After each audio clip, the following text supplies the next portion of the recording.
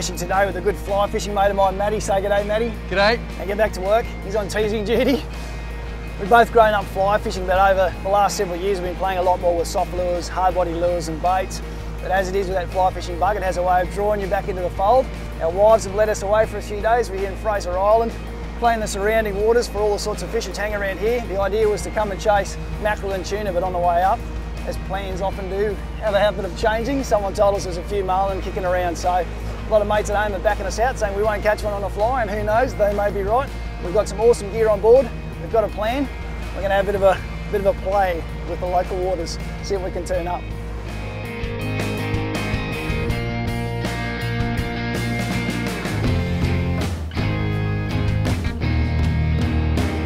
The approach of teasing up marlin to catch them on fly is often a bit of a contentious one, because some anglers will argue that you're not really casting a whole lot for those fish, and for the moment I'll leave all the politics aside.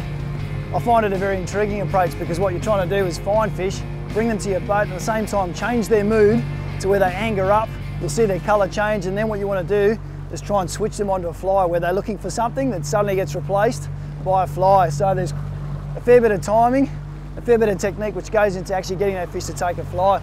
The way we're going about it at the moment is we've got Matt, he's my teasing buddy, and it doesn't mean he's being nasty to me. What he's doing is he's trying to control fish that come into the wash to try and get them close enough to the boat so that I can have a shot on the fly. With the teasers, we've got a little bunch of rubber skirts and fish out the back fluttering away on the top to see if we can bring fish to that. Idea being, if they do come on that, we then want them to drift back onto the bait tease, and what we've got is a skirt enveloping a little fusilier. It's a really tough bait fish, and ideally what we want to do then is get the marlin to have a taste of that. You find once they've had a bit of a taste of fish, they really G up, and then it's a case of what Matt will then do is slowly try and bring the fish back to the boat. He'll get that marlin really G'd up right in the back line of the boat, and as I tell him to go, he'll pull that bait clean out of the water. I'll replace it with the fly, and if it all goes to plan, marlin eats fly. Striking then is never a rod strike. You want to strip strike, really jam the line, try and pull those hooks home, and let the fun begin.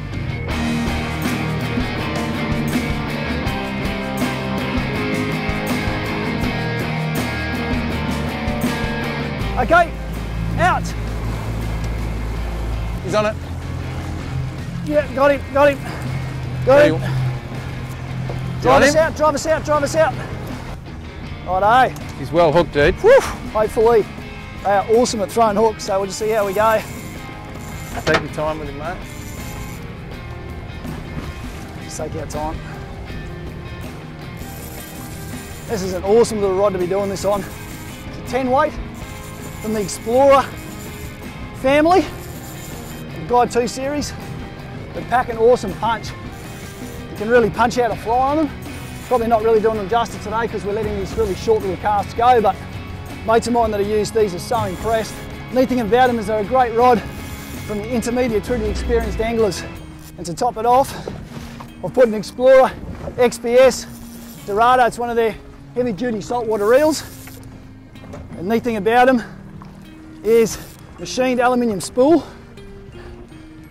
They've also got a really impressive cork disc drag system. Allows you smooth but powerful braking. Jaunty from Tackle Safaris became involved in our fly marlin project fairly early on in the piece. I got chatting to him at a trade show 7 or 8 months ago and told him what we wanted to do in terms of going and chasing some big fish on the fly and maybe a marlin. And that's where he became a bit emotionally involved, and obviously as good fly fishers do, they love a challenge, and he did his best to help us out. And he put into my hands some tackle that he said had been producing some great results around the planet. And what he did then was set me up with some 10 weight gear in terms of some of the Explorer range. And initially I thought this might be a little bit light, but he assured me plenty of guts in it to get the job done should we come across a billfish. Oh, nice. Oh. It's got a bit of juice in him yet, Matt. Yeah. Yeah, she's got plenty of juice, mate. It's pretty lit up, aren't they? Just a splendid fish. To be doing this on fly is just outstanding. Matty and I have caught them a whole different swag of other means. To do it on a fly is something we've wanted to do for so long.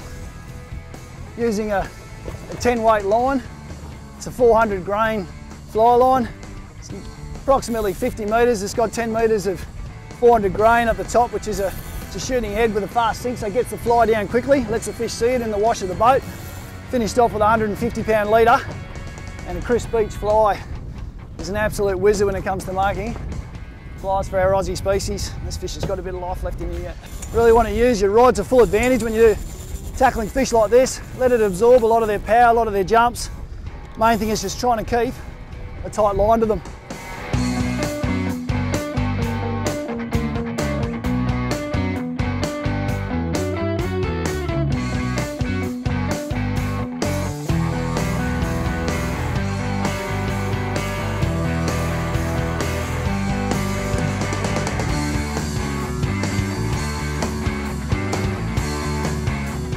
Things which will stay with me forever following these marlin on fly encounters will be obviously the sensations and looking at that fly rod in your hand and line getting stripped away while in the distance this majestic animal cartwheels and dances in the horizon. I think so much more than that, it's the satisfaction which comes with it. The days and days of planning, trying to make sure our gear was right, working out how we were going to tease fish, and then seeing it all come together and being able to share that with a great mate in a great place. Those sorts of visions are with me forever.